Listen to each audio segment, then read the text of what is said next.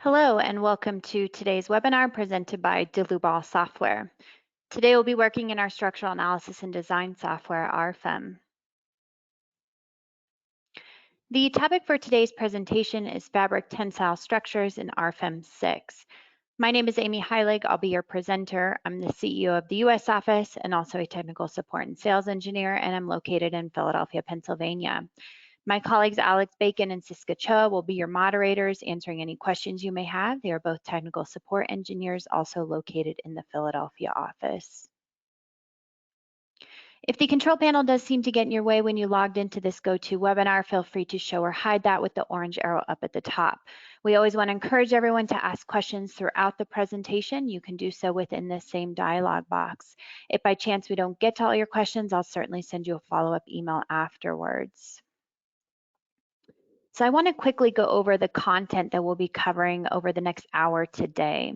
The first will be a simple example with a single cable element, and I want to explain the details of the form finding workflow. So this is a bit different than what we saw in Rfem 5, so we'll just start off with this simple example.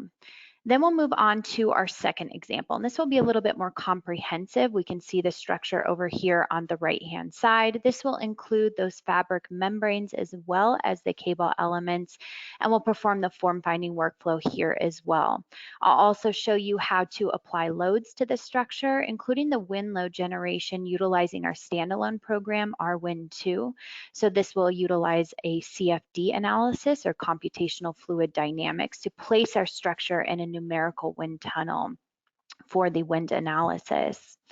We will run the supporting structure design utilizing the steel design add-on. So a big benefit of Rfem is not only to do the form finding process, but also to design the supporting structure according to the various materials, including steel today, using the AISCE standard.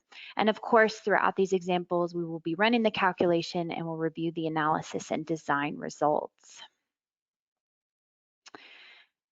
To explain the improved Rfem 6 form finding features quickly, previously in Rfem 5, the form finding loads were really a function or a property of the element itself. So meaning under the surface or the member definition type, we would also apply these form finding pre-stress loads. Well, in Rfem 6, we revamped this. So now it's defined as a load within a load case. So we thought this made a little bit more sense with the workflow. And additionally, what we can do is to define this form finding load case as an initial condition for other load cases. So we're talking about live load, wind load, snow load, and load combinations, where we combine all of these load cases into the various combinations. We also now have the ability to define multiple form finding scenarios in one model. So again, previously in Rfem 5, we really only had one opportunity to define the form finding shape. And in Rfem 6, we'll notice in this first example how we have the ability to set up different shapes. So if we kind of want to play around with the pre-stresses and explore the structure a bit further based on different pre-stress forces, then we can do so all within the same model now. We have expanded and added additional cable form finding member load options for both the geometric and force definition types. We'll see this with example 1. And finally, we have improved the surface form finding projection calculation methods. This would be for more conical type structures, like what we'll be seeing in our second example today over here on the right-hand side for both the orthogonal and radial methods. So we'll begin in Rfem, and you can see that when we launch a new model here, we'll give it a model name. The type of model is set to 3D. And under the second tab is where we can activate the various add-ons. And today we'll be utilizing the form finding add-on, in addition, of course, to the main program, Rfem 6. Now the standards tab will be irrelevant. I'm going to manually generate my load combinations for this first example, but you can see here the default is set to the ASCE 7. So within the main program, we can see our drawing grid, and currently I have my drawing grid points set up to a 1-foot increment. We can go ahead and adjust that with the right click of the grid option down at the bottom. We'll begin by drawing a new member, and the member type is going to be set to cable. So cables are a bit special in the sense that they can only take tension forces within the program.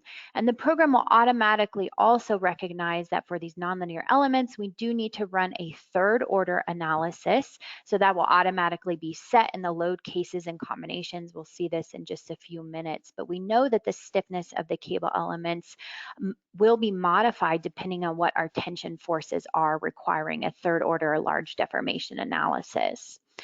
Under the section tab, this is where I will create a new cross-section from my cross-section library, and we have two options for cables. The first is just to simply choose a round bar parametric section where we can input in the diameter manually.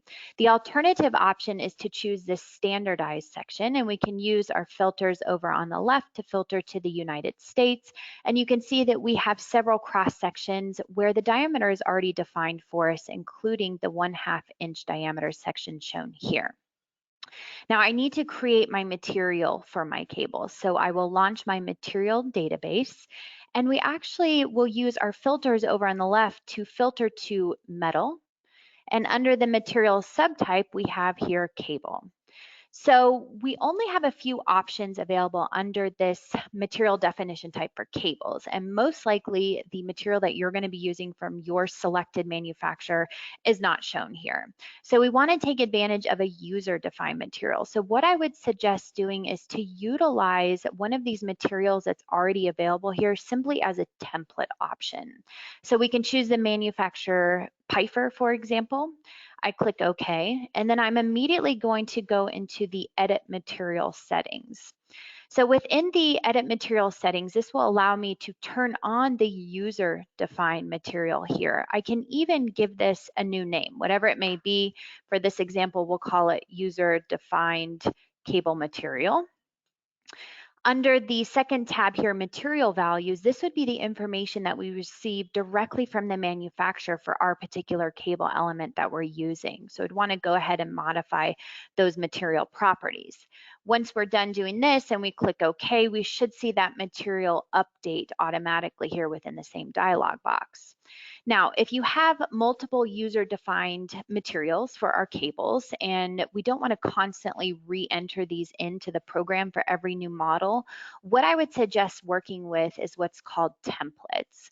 So we'll get back to drawing this member in just a minute, but once you've set up your user-defined materials, maybe common cross-sections that you're using for all of your Rfem models, and possibly even the load cases and combinations, we can go up here to File, Save as Template.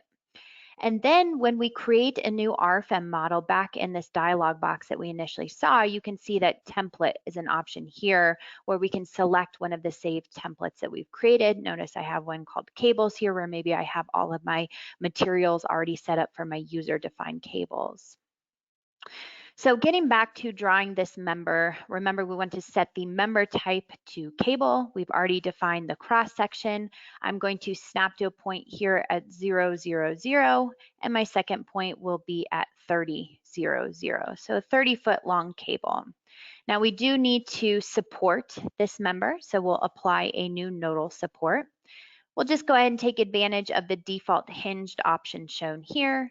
I click OK, and then I just simply highlight over the two nodes on either end. So by default in our load cases, automatically the self-weight load case is generated, and we can modify this name further and give it an abbreviation of SW. Self-weight is active here. We have set the action category automatically to dead load. So when we click calculate, what we should imagine here is some downward deflection of this cable element. And we see here a downward deflection in our navigator results of 2.3 inches. We also can view the internal forces, such as the tension force, which will be around 0.4 kips. So the very premise of form finding is to add in these pre-stress loads before we take into consideration any additional static loads. Maybe we want to decrease these tension forces altogether. So what I want to do is to go back into my load cases and create a new load case definition. The name will be called pre-stress with the abbreviation of P. Notice self-weight is unchecked here. The action category for my form finding pre-stress loads must be set to the self-straining force. So we have developed the program so that the form finding will take place under this action category only. So we want to make sure that this is set here according to self-straining force. I click OK. I'm back in Rfem, and this is currently just an empty load case. So we will define here a new member load. Well, now instead of the load type being set to force, we use our dropdown and we can select form finding. So this particular load type is available because I've activated that form finding add-on at the beginning of the example. And we have two definition types, either geometric, which we can see within our dropdown where we can specify the pre-stress length, the unstressed length, or the sag. Alternatively, we can define the force, and we use our drop-down box here, and we can see we can define the average force in the member, the maximum force, the minimum force, and many other options. So we've really expanded on this within Rfem 6. So for today, we are just going to choose the geometric option with a defined sag. And I want to specify a sag here of 8 inches or 0.67 feet. I will apply this to member number 1. I click OK, and now we see graphically this pre-stress load applied to our cable element. So I would imagine that when I run this calculation here, I should see something of the sort of an 8-inch sag applied. But in fact, when we run the calculation and we're currently looking at the global deformations, everything is set to 0. I can even look at my member internal forces and I have no tension forces either. So what exactly is the issue here? Well, we've defined this sag, but the program has absolutely no idea in which direction to apply the sag orientation. Should it be up? Should it be down? Left, right?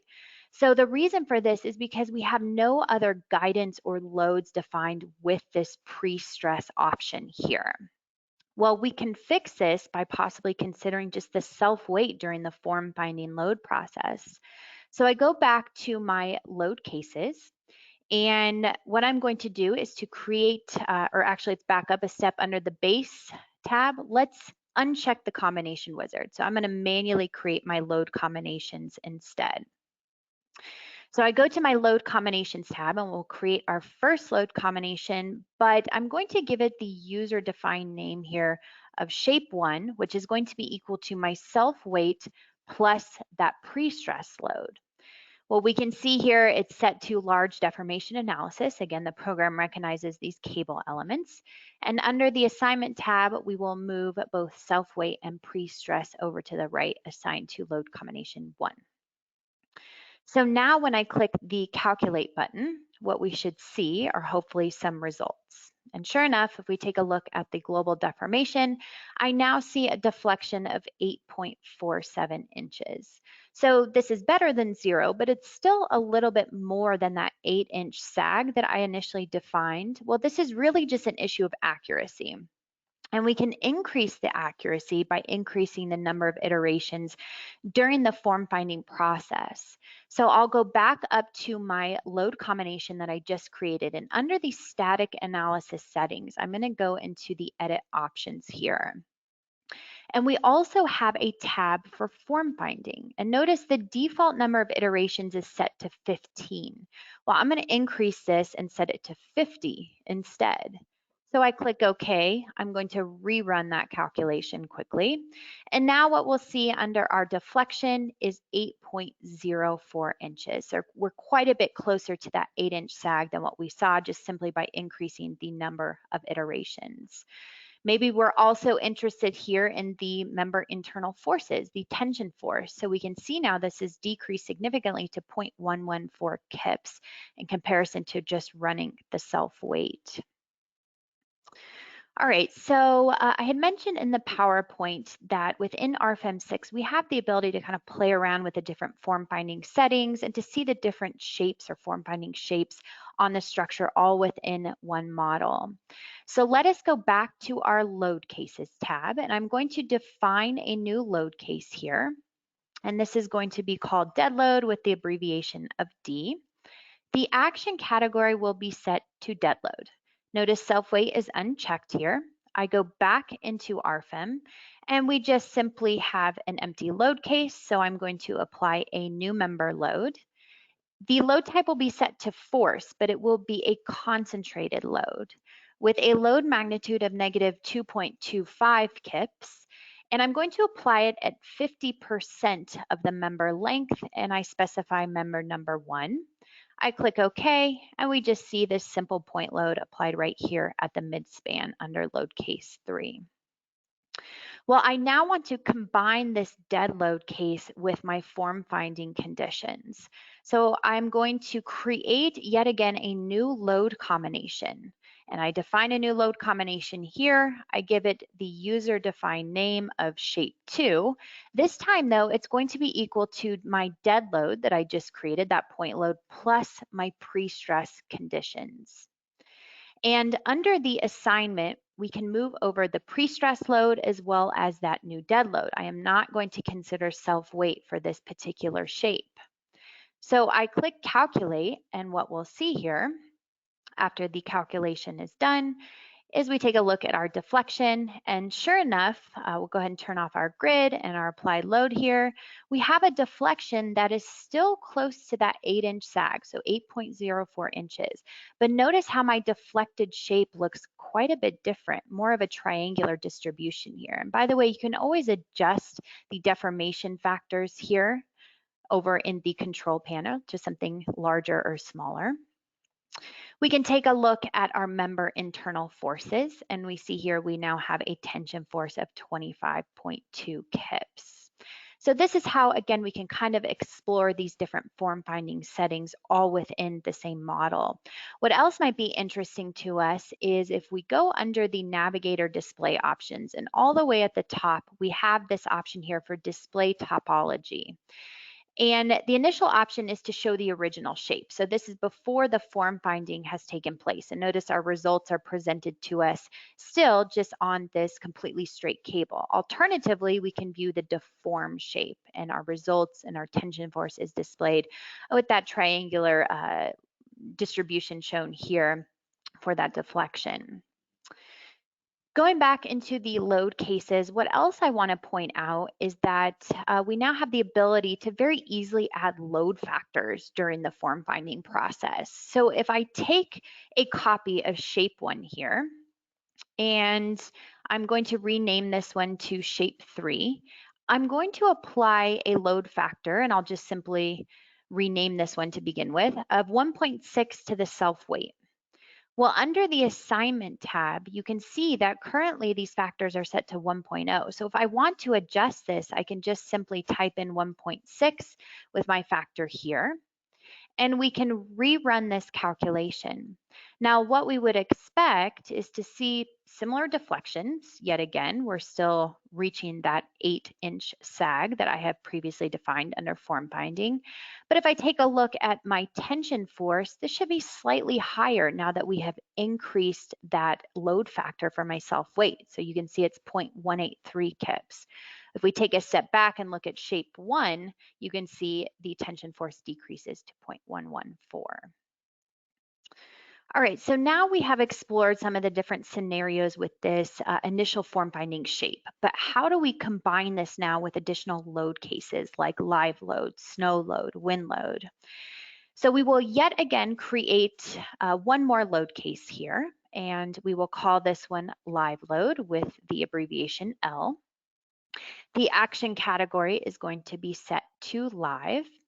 I go back into Rfem, and I need to add a new load here. So I will go to a new member load. The load type will be force. The load magnitude will be negative 0.33 kips per foot applied to member number 1. I click OK, and now we see this load applied to our cable element. Now I can always right click here and use this slider to decrease the size of the load on the model. So now that we have created the live load, we need to combine this with that pre-stress form finding initial shape.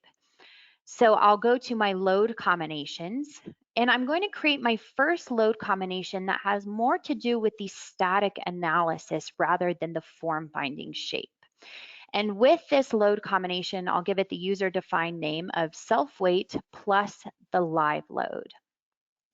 But before I can run this static analysis, I need to tell the program which shape to start with before I apply these additional loads to the cable. So I'm going to turn on this option here to consider the initial state from the shape 1 available under load combination 1. So now the program will be intelligent enough to first run this form finding condition, then it will move on, and we can see under the assignment tab here, to apply both self-weight and that live load. So I can run the calculate button, and what we should see once the program is done solving here, we take a look at the deflections. We'll turn off our loads. We can see a deflection here of 19.36 inches. We can take a look at our tension forces, 23.15 kips. And what else might be interesting to us is the topology options that I previously showed to you are also available here under the drop-down box within our toolbar. So we can view the results here on the original shape. Again, this is before the form finding has taken place. The next available option is the initial state shape. So this is after the form finding has taken place. And finally, we have our third option here for the deform shape. So now we have applied self-weight and live load for the static analysis to go ahead and do our design of this cable structure. It must be pointed out too that we can create multiple load combinations. We can change out these different shapes here again to do further research into how our structure is going to be affected based on the different form finding settings. So that will be all for the first example today. Really relevant to cable structures here, basic form finding workflow. But let us move on to our second example. So I have already modeled here our supporting structure with our steel pipe members, and I will go ahead and explain here under the base data initially what I've also set. So under the add-ons, of course, we're going to activate this form finding add-on. But notice too that I've also activated the steel design because I'm going to utilize the steel design add-on to also design this supporting structure according to the AISC. And I've activated here wind simulation. So this will take advantage of our standalone program, RWIND, for that CFD analysis or that numerical wind tunnel. Under the standards tab, I will generate my load combinations automatically according to the ASCE 7. My standard group for my load wizard, so this is related to my wind load profile that I'll be utilizing for RWIND. This will make a little bit more sense later on. And steel design, you can see here from my drop-down options, I have this set to the AISC 360. One more thing to point out under the model parameters is I have went ahead and linked this to our GeoZone tool. And this is available under the DeLuval website, where we have integrated all of the various standards here, including the ASCE 7 for the various hazard loads. And this is linked up to Google Maps technology so that what we can simply do is to type in a location. So let's say our project is located in Philadelphia. The program or the GeoZone tool will automatically update here to give me my basic wind speed. This comes again directly from the ASCE 7. You can see I have it set to risk category 1. So once we have set our project location, all of that information is brought into this model that will just assist us with some of our automatic loading for wind, for example. So as mentioned, I took the liberty here to model these steel members. We have plenty of other webinars that show the workflow for modeling steel members and running a much more detailed AISC steel design that you can refer to on our website. But what I did not do is model the cable and fabric membranes because I do want to show the workflow for this. So what we'll begin with is the new cable member. So I go up here to draw a new member and the member type is set to cable. We saw this with example number 1. The section is going to be set to a 1/4 inch diameter with my user defined cable material. So once I have this information set, I can simply click to the point locations here of each of my cantilevers. So notice I'm just snapping from one point to the other. Now, these cables are going to be used to define the boundary, the bottom boundary of my fabric membranes. So once we are complete here with defining each of these cable elements, we can see them modeled at the base here of what will be our fabric membranes. So to begin with the fabric membranes, I want to draw a new line element. And a line element has no member properties. It's exactly as it sounds. It's just a simple line. And it's going to be used to further define the boundary lines here of my first fabric surface. So I'm just snapping from the top of the model down to the bottom, and I right-click a couple times to exit out of this option. To create a new fabric membrane, we need to generate a surface. And the problem with these surface options available here is that these must all be in one plane if we use the surface options available. The problem is that up at the top, we have this curvature. So the surface will not be in one plane. Rather, we want to use what's called a quadrangle surface. And you'll notice a quadrangle allows us to have some curvature defined. The stiffness type is going to be set to membrane.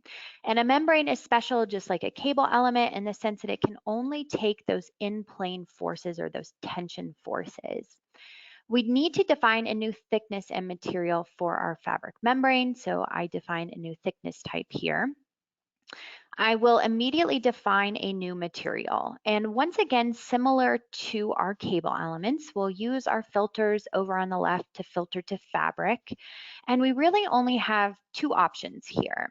And again, 99% of the time, you probably are not going to be using these fabric materials for your structure, but you're going to be using your own defined fabric from the manufacturer. So we're only going to use the available materials here, once again, as a template. So I just go ahead and select any one of these materials. I click OK, and I immediately go into the Edit Material settings. Again, similar to the cable element, I want to turn on the user-defined material, and I'm going to give it a user-defined name here that I would use for my fabric material. Under the second tab is where we can input in information that was given to us directly from the manufacturer, such as the modulus of elasticity and the local X and the local Y directions, shear modulus, Poisson's ratio, and so on. And all of this information is used to calculate the global stiffness matrix of the membrane itself. Once we input this information, we will see under the Material Values tab here, the basic properties will be calculated automatically. Now, the one thing that we do need to also set, though, is the reference thickness. So whatever our thickness is of our membrane that we got from the manufacturer, we would go ahead and input that in here. And for our case today, we will use the thickness of 0.039 inches. So going back to the main tab, I can go ahead and click OK, and we should see that material update. The thickness is automatically updated here as well. So once I click OK, and I click OK once again, I can just simply select the boundary lines of this first surface element. I'll turn this into a rendered view, and we see the surface generated. I will select the surface, and I'm going to use my Rotate Copy tool. I'm going to create 3 copies with a rotation angle of -60 degrees, and I can use the rotation point of 0, 0, 0, or I can modify it as well with this arrow option. So now we have the initial surfaces generated on the left-hand side of the structure. So as far as the surface is in the center, it's a little bit more complex. So we need to continue defining these boundary lines. So what I'm going to do is to take this node at the center. I'm going to use the Move Copy tool to create 1 copy, and I'm going to move it 1 foot up in the vertical Z direction. So we just see that node copied there. I'm going to define here a new line element, but the line type is going to be set to arc. The object snap settings within the program allow me to detect here the center point of this front cable. My second point will be the top of that copy node, and my third point will be the center point of that rear cable.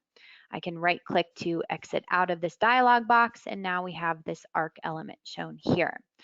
I'm going to also utilize this Divide Selected Lines tool. What this allows me to do is to highlight over this entire middle section here, and it will break apart these lines and these members where we have the intersecting nodes.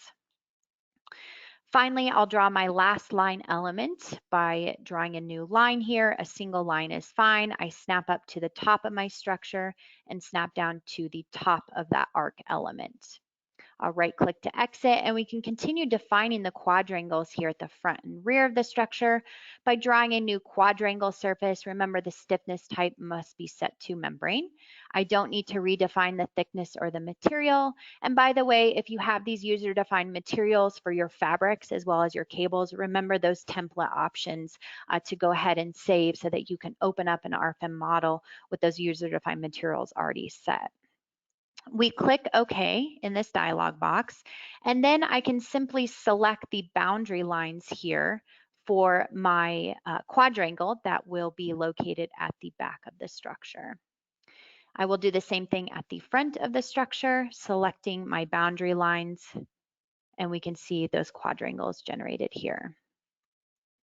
So the surfaces are complete on the left side. And one thing I want to point out is by right-clicking and under the option to display the local axes systems of the surfaces, we can see them shown graphically here.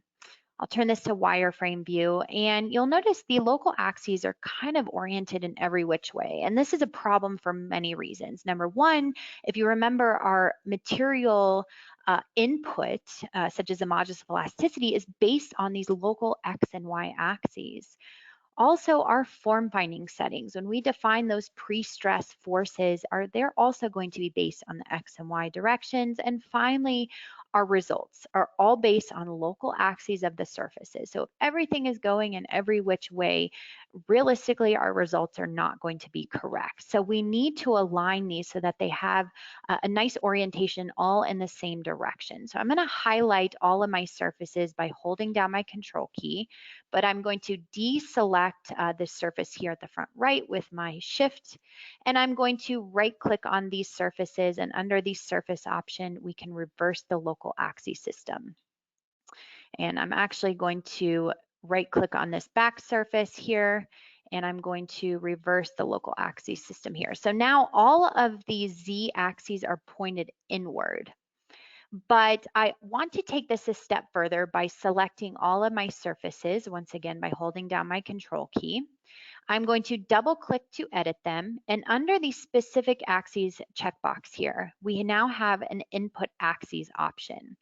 And I use this drop down to select the axes directed to a point where I can choose to orient all X axes towards the point that I can select graphically. So I'm going to choose the option here to graphically select the bottom center of my structure up to the top center. You can see the coordinates are automatically populated. I click OK, and now we should see all of the local X-axes oriented right towards the center of this conical shape on the left-hand side. So I'll highlight all of these surfaces once again, and I'm going to utilize my mirror tool. A mirror tool is exactly what we would see in something like AutoCAD, where we can create a copy. We can mirror about the YZ plane, and then I graphically choose my mirroring point, let's say the top of that arc element. I click OK, and we should see all of our surfaces mirrored to the other side. But of course, we have a problem here with our local axes. So I'm going to right click, and under the surface option, I am going to reverse the local axes so that now all my Z axes are pointed inward. But if I double click on these surfaces, under the input axes, all the X axes are still pointing to the left-hand side of the structure. So let's just update that to the right-hand side instead. So I choose the bottom center point and the top center point. I click OK, and now we should see the orientation of those local X-axes all pointed upward toward the center on the right-hand side. So everything looks good there. So now our modeling is essentially complete here with the fabric membranes and the cable elements. We want to move on to the pre-stress forces for the form finding workflow. So I will begin by creating a new load case, just like what we saw with example number 1. I'll create a new load case with the name pre-stress. The action category, as I mentioned, must be set to the self-straining force. I click OK. I'm back in Rfem in this empty load case. So we want to first apply our pre-stress loading conditions to our cable elements. So I'll utilize my Navigator Views tab here to turn on only the elements with a cable material. Notice everything else is grayed out except for these cable elements down at the bottom. So while we're under this pre-stress load case, I create a new member load definition. And we're going to choose, of course, the option form finding. And I'll take advantage of the sag option once again. And I'm going to define a sag here of 6 inches or 0.5 feet. And once I click OK, I can highlight over all of these members. I click OK, I cancel out of this visibility, and we can see the sag applied all the way around the structure for each one of these cable elements. So we want to move on to applying the form finding conditions to our surfaces. In a similar manner, we are going to define a new surface load, and we're going to choose the load type form finding here as well. So we have two calculation methods here. We have the standard, which you can see updated with the picture over on the right-hand side. The standard is really for more flat type membranes that we'll be utilizing for our structures. And underneath the hood for this calculation method, this will indicate a vector that can move freely in space until it reaches the target position. Now, alternatively, we have the projection option here. And you can see that this might be used for more conical type structures, such as what we have today. And this will indicate a vector that can move partially in space, but it's fixed in its X and Y coordinates as well. So under the load distribution, we have either here an orthogonal load distribution, or in our case today, we'll be utilizing the radial load distribution. So what we'll need to specify then is the pre-stress load here of 0.05 kips per foot in both directions. Then I need to specify the two center points of this conical structure. So we start off, once again, similar to our axes on the left side of the structure by snapping to a point at the bottom and snapping to the point up at the top. I will graphically highlight all of these surfaces, so surfaces 1 through 6. Now notice I just hit apply and next because I'm still within this same dialog box, but my loads have been applied in the background here, which we can see indicated by these symbols. Well, I'm still within this same dialog box because what I want to do now is to modify my center points to the right-hand side of the structure. And the coordinates update automatically, but this time I want to graphically select my surfaces on the right-hand side, surfaces 7 through 12. I click OK through these dialog boxes, and we should now see our pre-stress form finding loading conditions. So what I'd like to do now is to run the calculation, but we might be thinking, well, based on example 1, if I run this calculation, I probably won't see any results because I didn't include something like self-weight within this load case. But that's actually not true. So yes, we have defined a sag around the exterior here, but we've also defined these additional loads on the membranes. So now the program has the intelligence here to search for that form finding shape and apply the sag based on the additional loads from the fabric membrane. So it has some guidance there that we don't necessarily need to consider self-weight in this particular load case.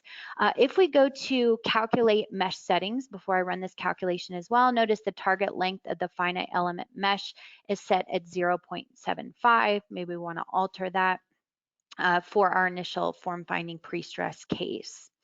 So the program will go ahead and generate the mesh here, and it will run through the various form finding load conditions until we see our deflected shape here. And everything looks quite nice, again, just based only on the form finding itself. So let us run through exactly what our results are showing us. So we see here the global deformations, and we can view this all around the structure for both the surfaces as well as all of our membrane, or as well as all of our cable elements as well. Under the members option, we're probably very interested in the cable internal forces here. So we activate member internal forces.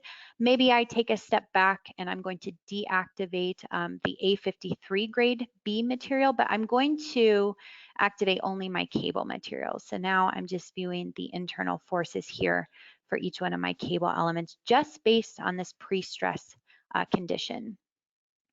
We'll cancel out of this visibility, go back to our Navigator Results tab, And in addition to the member internal forces, let us take a look at the internal forces for our surfaces. So we see here the axial forces NX and NY. And again, these are based on the local axes of the elements themselves.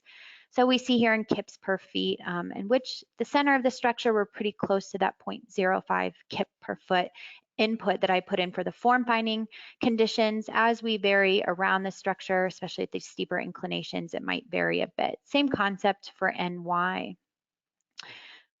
What else is applicable here during the form finding is the shape tree options. So for example, I can activate the contour line. So currently I'm viewing the contours just based on inches here.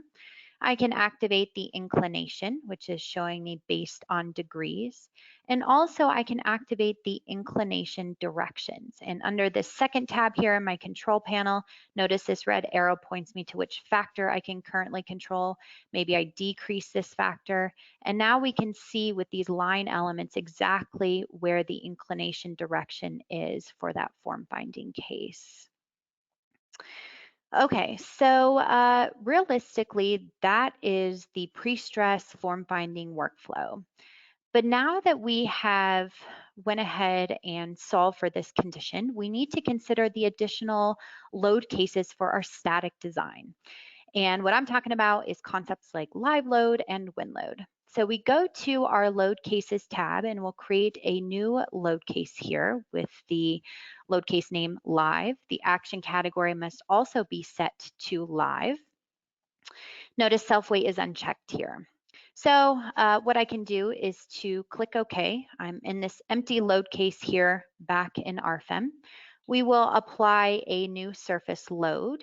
And the load type is going to be a standard force with the load magnitude here of 0.005 kips per square feet. But notice I'm going to apply this based on the local coordinate system here, the local Z direction of my surfaces. So when I click OK and I highlight over all of these elements, we can see here the live load applied to all of those fabric membranes. Back under my load cases tab, keep in mind though that if we want to look at these load cases and run the calculation for both self-weight and live load, we want to make sure that we turn on the initial state from the pre-stress load conditions here from form finding. So the program will then run through the initial state here for the pre-stress. Remember, we've already run through this, what the initial starting condition should look like before moving on to the static loads such as self-weight and live load. We do want to create one additional load case here, and this one is going to be wind with the action category set to wind load. Again, we'll also set the initial condition to pre-stress, but this one is going to be a bit special. We're already familiar now with how to apply basic surface loads, member loads, but remember, I activated the wind simulation in the base data. So this is going to utilize the standalone program RWIND for that CFD analysis. When we activate this analysis type, we have a couple additional tabs here. And because of the sake of time, I really don't have the ability to go into much detail for all these wind analysis settings. We have additional webinars and online resources on our website that will go much more into detail with our wind in itself. But you can see here the wind analysis settings are controlled within this dialog box. For example, I've decreased the finite volume mesh to 10% just for a quicker calculation, less accurate though. The steady flow, I increased the number of iterations to 600 and several other settings within here. The wind profile, if you also remember under the base data, I said we're going to generate the wind profile according to the ASCE 7.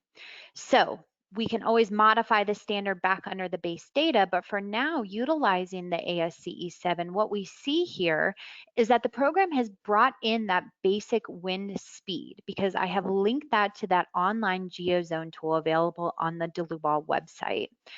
Well, I can make further changes here, such as exposure category, maybe some of my coefficients, and ultimately this information goes into calculating the wind load profile here as a function of height. So this will be used with the wind analysis in RWIND. We want to orient the structure here 90 degrees around the z-axis. So this is just going to rotate the structure in my wind tunnel. I'll show you this in just a minute. So realistically, we could run our wind simulation under the hood. We don't even need to open it up within the program. But what I did want to show you is just a brief example here of our wind simulation and showing our structure here within the program. So you can see that the Rfem model was automatically brought in to this standalone program. And I'm going to go ahead and start the calculation now while I continue to talk about what exactly is going on here. So notice the initial form finding shape is also brought in here because I've solved for that. I set that as a prerequisite here before we consider the wind analysis. And if I jump back to this model tab, we can see our numerical wind tunnel. And I've rotated this 90 degrees because I wanted the wind to be oriented here based on my structure within the wind tunnel shown.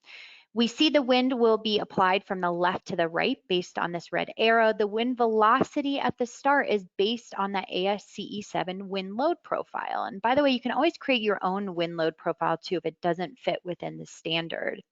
We have a mesh within this numerical wind tunnel. You can see it becomes more refined as we get closer to the structure. Under the zones tab, we're going to shrink wrap a mesh around the structure so that we can use this to calculate those wind loads within this numerical wind tunnel. It's wrapped around each individual member. So very, very accurate here. So ultimately, when the calculation is complete, you can see here the progress bar under our simulation settings. What we'll be presented with is our wind pressures directly on the structure. So the program will give us a message here that will say, okay, the calculation's complete. Do you want to go back into Rfem? Let's go ahead and click no for right now. We can see the wind load pressure shown directly on the structure, and I can move my mouse around. I can rotate the structure to see some of those uplift forces. I also want to preface that these wind pressures are taken directly back into Rfem, and they're applied to every single FE mesh element within Rfem so that it can be used for the static analysis. Now, additionally, if we're interested not only in the pressure on the structure, we can view the pressures around the structure as well. And you'll notice I can use this slider option here to view those pressures within the wind tunnel. I can view velocities as well. So the wind velocity is shown here. We also can take a look at the velocity vectors. So we can see the direction, the magnitude of those wind loads moving around the structure. And finally, we can display the streamlines. So again, the wind moving from left to right here, we can turn on our flow animation and we can see exactly how the wind is moving over this structure. We can save these videos, export them out, add pictures to our Rfem printout report. And we might be thinking, well, why would we want to use this standalone program? And I think it's pretty clear to say that these unique fabric structures really have the geometry that doesn't necessarily fit into the minimum wind load standards, such as the ASCE 7. So we want to use this as an additional tool here just to get an idea of what our wind loads on our structure can be.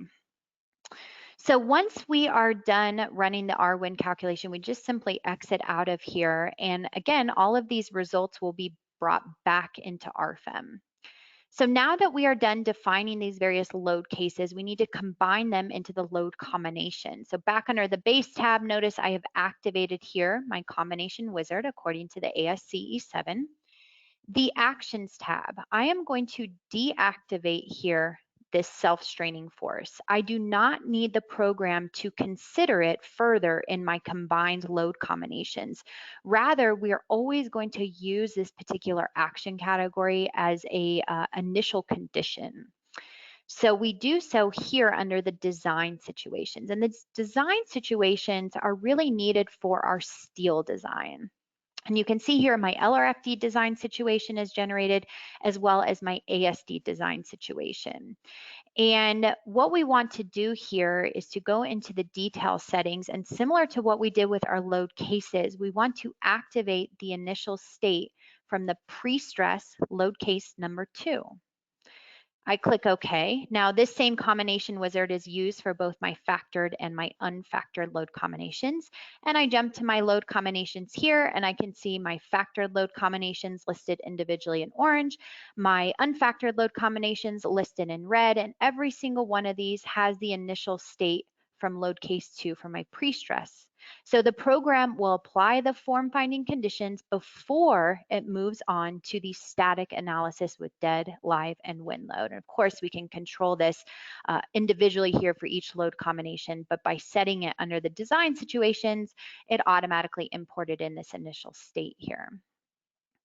Okay, so we're finally ready to run the analysis, but one thing that I wanted to point out is the entire benefit of Rfem 6 now is these add-ons being integrated directly within the main program, including for steel design. So again, I won't get too much into steel design. Obviously, we're ending the presentation today for the 1 hour, but just to touch on this, for our steel design today, I'm going to design these 2 columns. So I will highlight them here. And under the Design Types tab, I need to define a new effective length for these members. So I can go in here to define a new effective length. And for these pipe elements, I'm not concerned with torsional buckling or lateral torsional buckling, only flexural buckling. And it's within the effective lengths that we define the information for unbraced lengths. Incredibly important for the design. It does not affect the analysis at all, but we know that unbraced lengths are needed for the design according to the AISC. So I can immediately override this here for both my strong and weak axes to maybe something more like 13 feet instead of the full member length here. So I click OK, and now we have that effective length set for our 2 pipe elements. Now I want to run the same workflow for all of my cantilever elements, but you'll notice I have also selected my cable elements. Let's go ahead and go back to our Views tab to deactivate the cable material, but rather only activate our steel material. I will yet again select all of these cantilever members. I can double click to edit them. And under the design types, we want to specify a new effective length, deactivating torsional buckling, lateral torsional buckling. And I simply want to override the unbraced length here to 5 feet for all of these cantilever members rather than the full 10-foot length. I click OK, I click OK. And the final step before we run the calculation is to jump down here to my table, and I'm going to choose the Steel Design add-on.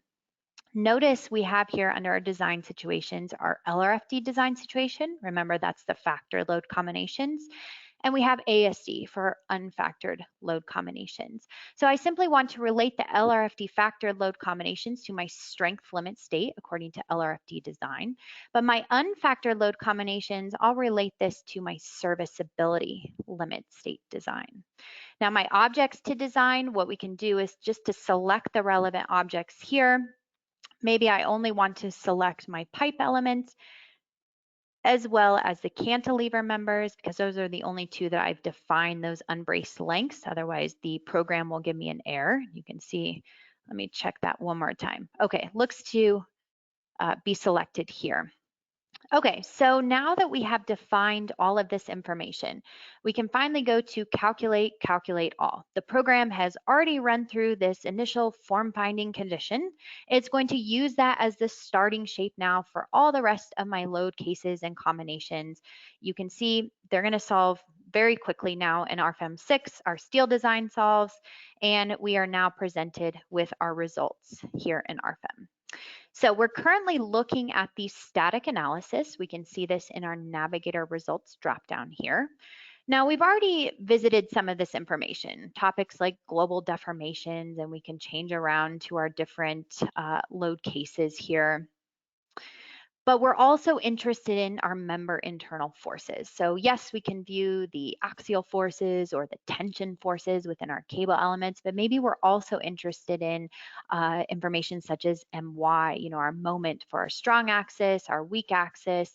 And for any one of these members too, we can always right click to go to what's called the results diagram. This is just going to allow me to turn on these internal forces for any one of the members to see what's going on in a little bit more detail. I can even scroll to the different load combinations here. I can add this information to my printout report. I can move this over to my second monitor and continue working concurrently in the program, and everything will update in real time. Now we're also interested in our axial forces for our surfaces. So what we can do here is to view the initial state or the deformed state, doesn't matter. We can view the NX forces based on our color panel here. We can view the NY forces. This is what we would want to compare, of course, to our manufacturer's limits. Now, graphical view of these internal forces is nice, but maybe not so helpful in terms of really sorting through the information. So all of this is available in table format, where we can view, for example, the results by the surface. And we can jump down here to the basic internal forces. And notice the program syncs up in the background exactly which surface we're looking at here. We can see, rotate this around, that red arrow is showing me exactly where the controlling internal force is. Now there's a lot of zeros in this table, and that's just simply because, remember, those membranes can't take moments, they can't take shear forces, only axial forces. So we can always go to our filter options here and turn off moments, turn off shear forces. And now we should see this table that's only showing the relevant axial forces. And of course, if you remember, we also ran the steel design. Again, just a brief introduction to this. We're looking at that steel design add-on where we can view the design ratios by the member. So I'll turn this to wireframe view. Notice the program automatically syncs up graphically here. It's showing me for every single member exactly the code check from the AISC. So relatively low code checks here for these particular members. And for any one of these checks, I can always go up to my design check details, and new within Rfem 6 is just a complete output here of our results, including code references, code equations, all that goes into determining this design check ratio given here. So we can add this as a graphic to our printout report. We can even change to some of the different checks here for this model, or for this particular member at this X location. Again, very, very transparent in where the numbers are coming from. Okay, so that really gives an overall introduction to the full form finding workflow, including the static analysis, the steel design. One final thing I just want to touch on is let's take a look at the printout report.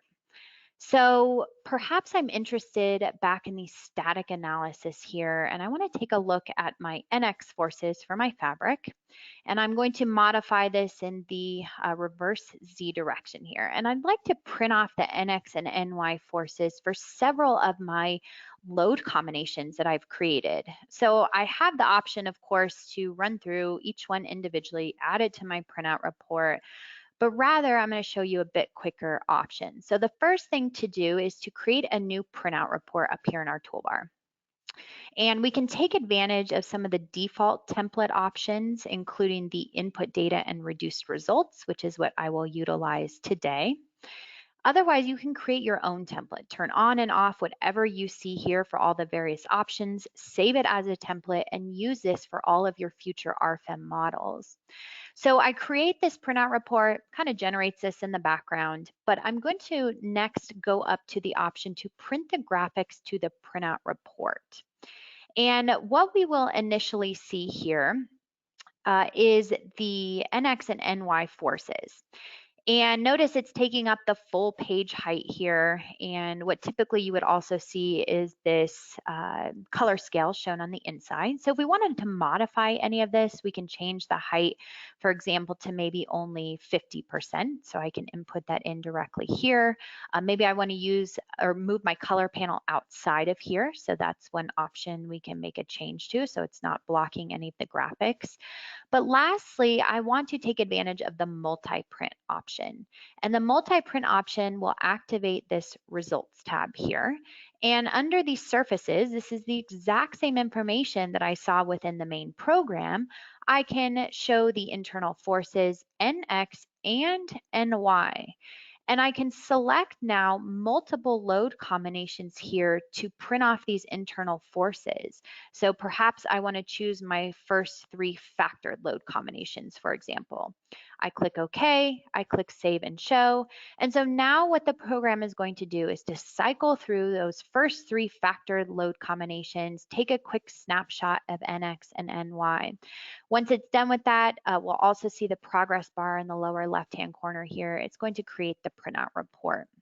And so we'll see here a separate application for our printout report given to us. Now, it looks a little bit overwhelming, but we can always right-click to collapse all of these chapters, and now we see them individually listed here. And if we jump down to the static analysis results, and we kind of zoom in here, sure enough, here are all of my NX and NY forces for each one of those factored load combinations. And these pictures are going to update automatically. So if I make any changes to the model, then these pictures will automatically update. I can again even drag this model to the right-hand side here. Everything will update automatically. So I don't need to worry about printing off those graphics again. You'll notice up here in my cover photo, the original structure is not really showing that form finding load case being applied. So if we wanted to edit that, we could right click, choose edit. The program will take just a couple seconds here to recognize exactly which picture we need to edit. And maybe I kind of modify my rectangular shape here and I choose the option to clip the graphic to the selected rectangle. I'm going to choose a solid rendered view, but the shape of the initial state. I'll turn off my grid down here at the bottom, and now we can see that once we click OK, the program will bring back up this printout report, and we should see the cover photo updated accordingly here. And sure enough, here is that rendered view. So again, we can add our own logo to this. We can add further information, turn on and off different settings, save this as a template, and use it for multiple Rfem projects. All right, so one more thing just to mention before we conclude the presentation today, talking about future Rfem 6 development related to form finding. We are currently working on the cutting pattern add-on. So this is the flattening process to produce the cutting patterns. This will be relevant not only for tension membrane, but also pneumatic cushions within Rfem. So both are possible with the form finding capabilities and will soon be available for cutting patterns as well. Now, we did have this capability in Rfem 5, but we'll definitely see some improved technology in Rfem 6, for example, improved cutting line definition. That will be quite a bit easier than what we saw in the previous version. We'll have the ability to export out these patterns, such as a DXF file, and give them directly to the manufacturer. So something that is currently in development, and we should see available in the coming months. So this webinar will be recorded, will be placed on our website where you registered for the GoToWebinar. And the models that you saw today, you can download for free. You can open them up in the free 90-day trial version of Rfem available on our website as well. The trial version is full capability, includes all the add-ons for the full 90 days. If you have any questions about today's presentation or anything else, feel free to contact us at our Philadelphia office, and you can see the contact info available down here at the bottom of the screen. In particular, our email is info-us@deluwalt.com. So we will have many more upcoming webinars as we continue to introduce the new features of Rfem 6. You can register at deluwalt.com under support and learning webinars. As most of you know, I tend to send out a reminder email about a week before these take place. So feel free to keep an eye on for that and register directly through the email. PDH certificates will automatically be emailed to all participants. This does not happen automatically after the webinar. It will take usually about a day or so before you will see those. They will be emailed to all participants who are here for the full presentation, the full 60 minutes. This is a requirement of the states that we are pre-approved providers for PDH. So again, if you were here for the full presentation, you can expect that PDH to be delivered to your email relatively soon. If you watched with a colleague or in a conference type setting and you yourself did not register for the webinar and you are wanting PDH credit and you're also here for the full 60 minutes, please request that PDH at info-us@deluwal.com and let me know who you watched it with, and you'll want to take care of that relatively soon after this webinar will end. And with that said, I want to thank everyone for attending today. And as always, we hope to see you at the next presentation. Thank you.